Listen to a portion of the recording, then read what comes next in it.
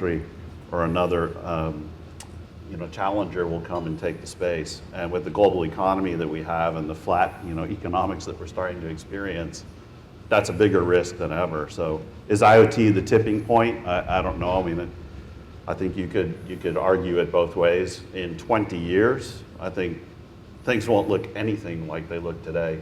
Autonomous driving, like you said, I mean, that's going to create a whole new technology realm for us to cope with, and it certainly may create whole new industries. Like a car manufacturer may now be the insurance company because they're driving the car. So you might switch from being a car guy to an insurance guy, right? Who knows?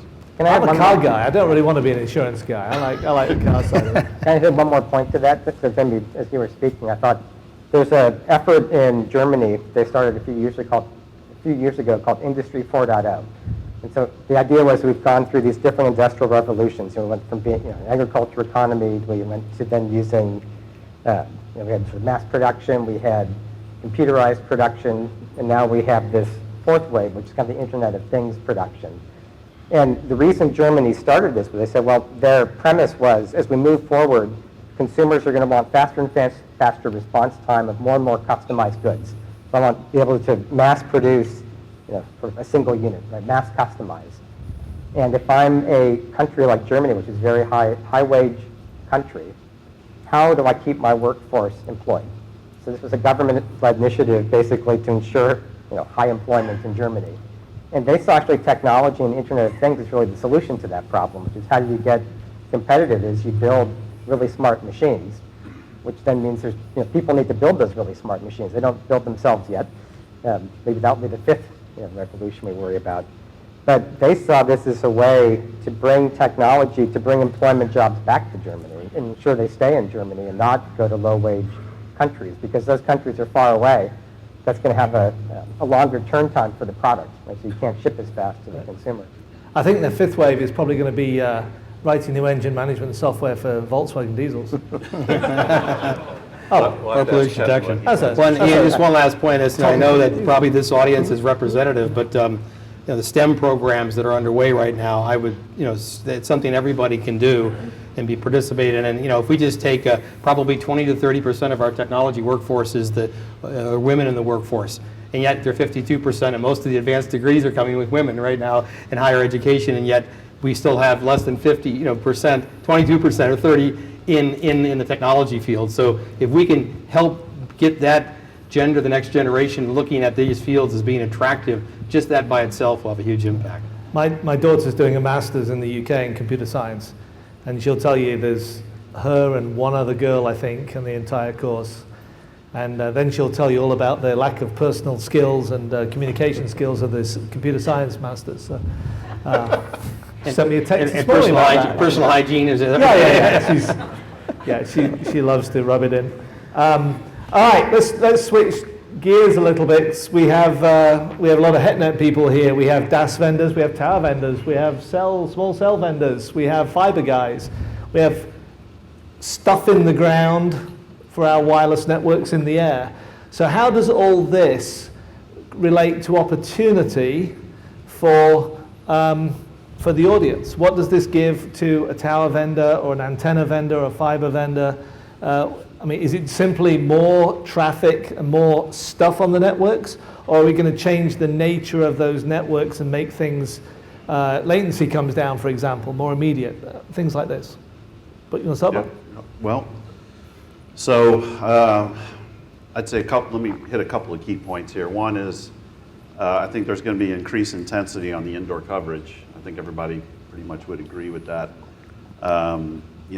With IoT, there's again an interesting dynamic here in exchanging the capability for the cost of deploying this capability, and I think we're already seeing it in the macro network and indoor coverage. That it's a constant battle between building owners and facility owners versus the operators who want to deploy indoor, who pays, and all of this. And I think what we will see is that especially large campuses, manufacturing facilities, even large city building settings where they're going to be driven because the IoT technology and cost are going to be coming down, silicon's coming down, sensorization's coming down. So deploying, sensors in buildings could be another interesting evolution of what we do when we step inside the building. Creating, we are going to have to prepare for, maybe we'll cover it later, but for the emergence of this new generation of low power wide area, or the evolution of the 3GPP, or what's recently been called narrowband IoT coming in, which is ultra long range, stronger power indoor from outside, but how far does it go? Low bandwidth, LTE and low bandwidth, 3 years ago, we would have said, what are you talking about? Now, now there's a big push in the industry to make sure that LTE can support, narrow band. So I think about, how these business models are changing and the opportunities for the building owners are changing. Creating an opportunity for them as asset owners to create the plumbing inside for the future of IoT, which could be a very attractive thing for them. That's kind of one angle that I would take on it. So that's the employment piece of long-term employment. Right? Yeah, exactly. Yeah, that's LTE, right? Right. Long-term employment. And then you have LTE advanced. It's Advanced long-term employment. Right. Then retirement, LTR. Jeff, opportunities for the audience. You're an industrial guy. What are you going to be building?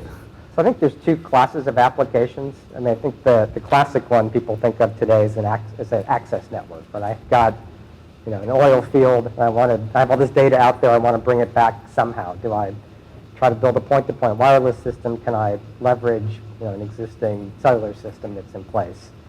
And I think you've seen things like that in like the smart grid, for example. I think that the impediments there have been cost and longevity of service, because sometimes industrial customers are looking to use the same technology for a decade or two, and you don't have, so rapid evolution isn't always considered a good thing in those markets, and they like to have the same technology available for a long period of time.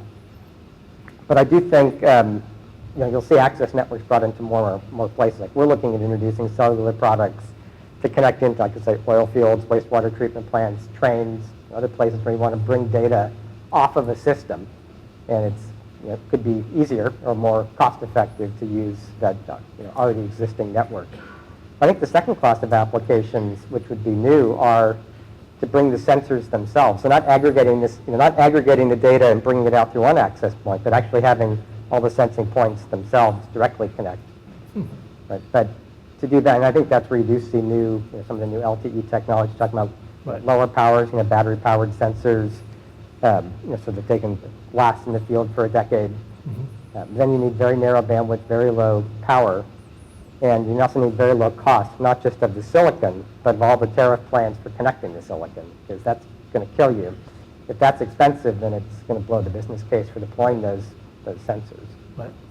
So, and what you're saying about longevity is then, so once this is in, right, if we're doing an oil field, for example, if we're putting a solution in the consumer terms of the wireless, we think of terms of 18 months, 2 years before I need a new iPhone, Android, whatever.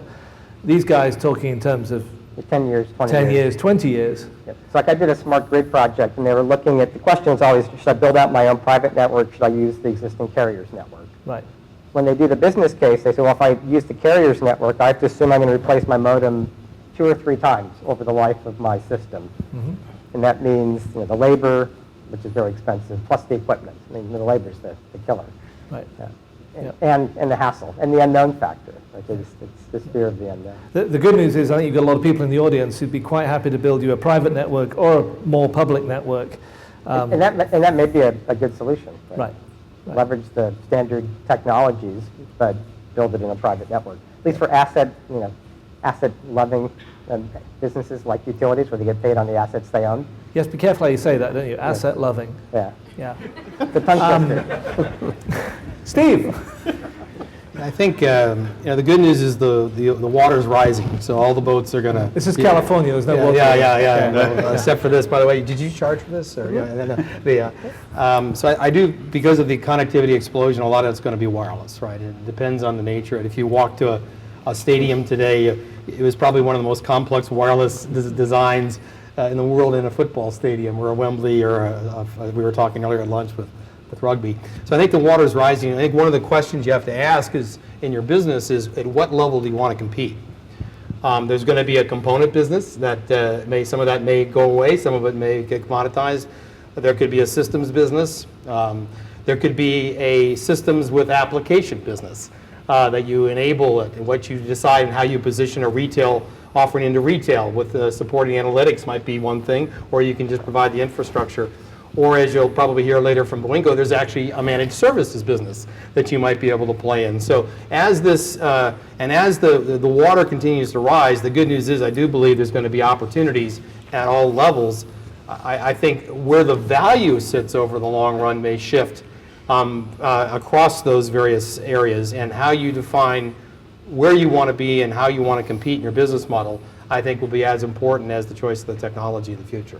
Okay. Can I toss in one other Sure. quick thought? And I think Steve will like this one. But the one trend that I've been looking at lately is the distributed cloud and micro data center potential. So, as these companies, sensorize and they want to collect data, especially if you want to try to stay in a real-time control loop of some sort where you need to be real-time, there would be an opportunity as you go in and sensorize and deploy and outfit these facilities to have even a micro data center. I think you guys call it fog compute infrastructure, where it's highly distributed. And again, the reason that's becoming more interesting is those technologies are becoming affordable, and with open source as another big driver for cost reduction and sort of ecosystem building and capability building, getting sort of keeping your eye on where distributed compute is going would be really, really important, because that compute's going to be either at the edge of the carrier network, which could be way out there,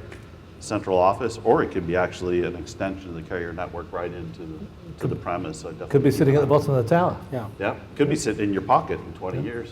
Not everything belongs in the cloud. Many things can.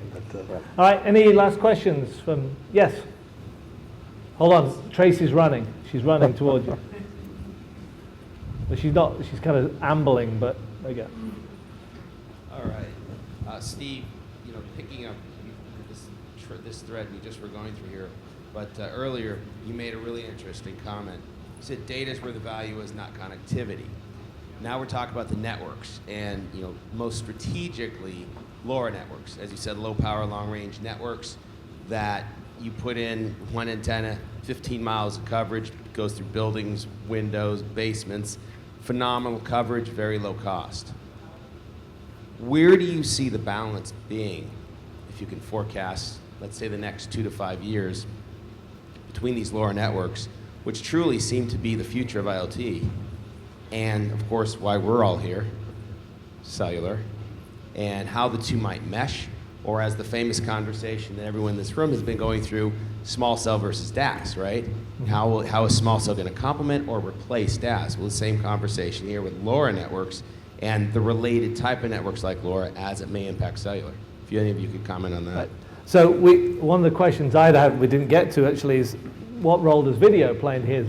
Because what you're saying is there's small, narrow band, tiny bits of data very quickly, tons of them, versus having a video connection for Internet of Things as well. So the balance there is what you're talking about. Yeah, two very different extreme use cases.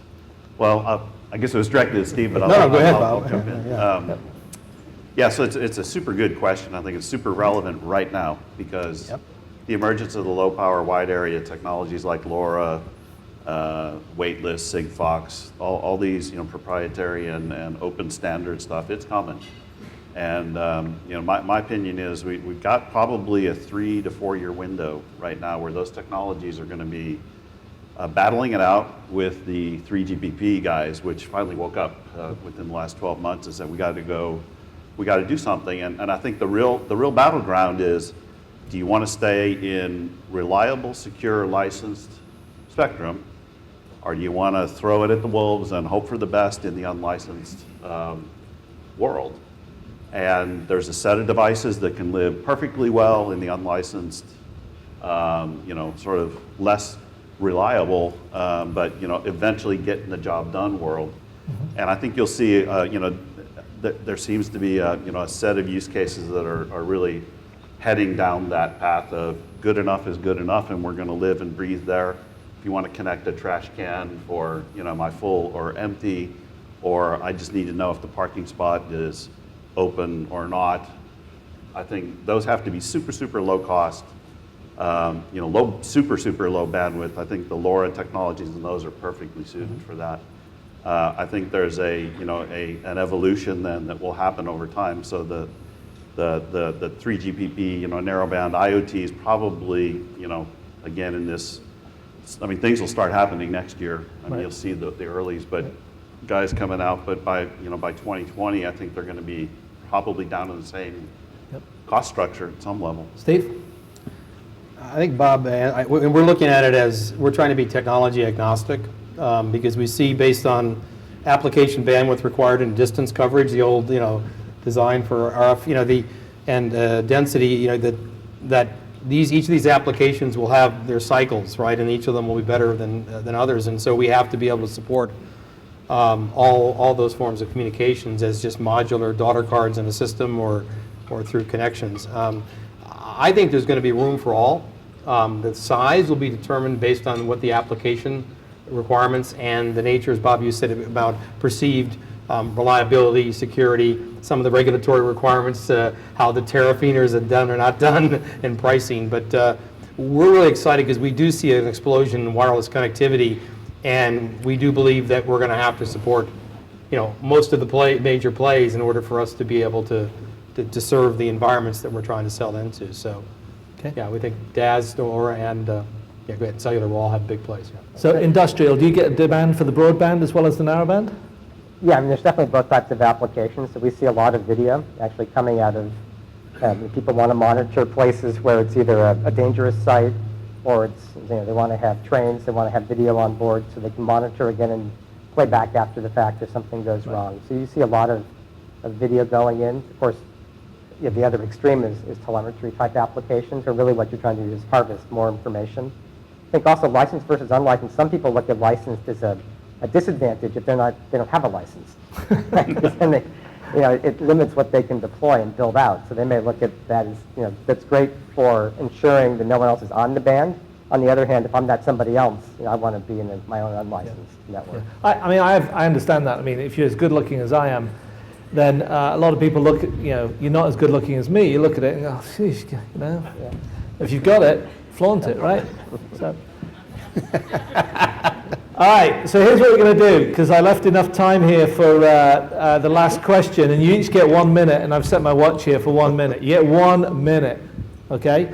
And Bob, you're going first, just to let you know. So the last question is, what keeps you awake at night? What if we don't address, let's say, in the next 6 to 12 months, what is going to come and bite us in the ass at? And you've got to keep it to IoT, obviously, but what are we missing as an industry that's going to get here? Ready? Go. Okay, so, well, other than, let's say security is table stakes. Okay. I mean, that's still, you can start the clock. Okay, good. I think that's the table stakes, and if we don't get security right in IoT, it's gonna be a disaster.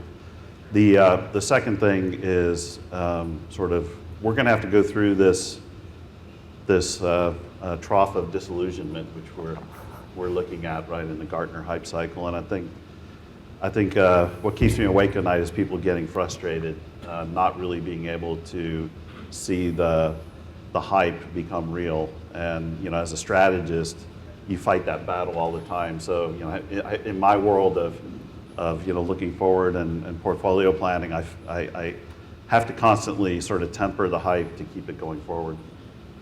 Is that it? Wow, yeah. Good. 40 seconds. Very good. All right. I need to say what he said. Now it only takes like 2 seconds. So, what he said? Yes. I guess the other thing I see is as all this sort of euphoria is out there, that there's so many platforms being invented, so many technologies, so many protocols, that it's creating a lot of confusion. And I think people, sometimes when there's confusion, a lot of people decide it's time to wait, just wait for it to sort itself out, Right. which may not actually sort it out because everybody's waiting. So I think that coming to consolidation, trying to find a way either to come to a smaller number of platforms or for people just to recognize that we need to build bridges between them. But I think to find some way to take all this chaos of new companies and standards and consortia that are popping up and find a way to make them work together and not have that slow down the industry. Good, very good. 50 seconds. I like confusion. Confusion is great for market research. We have to write more reports and explain all the acronyms and the confusion. This is true. It's good stuff. My friend of my work, you confuse, you clarify, and then you charge for it, right? Well, you know what the definition of a consultant is, right? If you ask a consultant what the time is, he's going to say, can I borrow your watch? Look at the watch, tell you the time, give you your watch, and give you an invoice. Go. 1 minute. You can't have my watch. So I think that you guys have both, Jeff and Bob, hit the two. I think probably the third I would say is the technology is moving so fast, it's not clear to me that government policy can keep up with it. And so what will happen is when you have that happen, you have fear. And when fear comes, then policy often gets made, and fear is not a really good policy. And like drones, for example? Yeah, well, drones is one example recently, Smart grid. and certainly, and whether you can argue both sides of the equation, but that would be as a result, then they will, restrictions will be put in for the wrong reasons instead of for the right reasons, and that huge amount of value that could be created will not be able to be, just because the technology will have to be put on the shelf. Right. Good. 44 seconds. They did very well. I want to thank the audience. I want to thank the panelists. You guys are easy, so you kept chatting away, so it was good.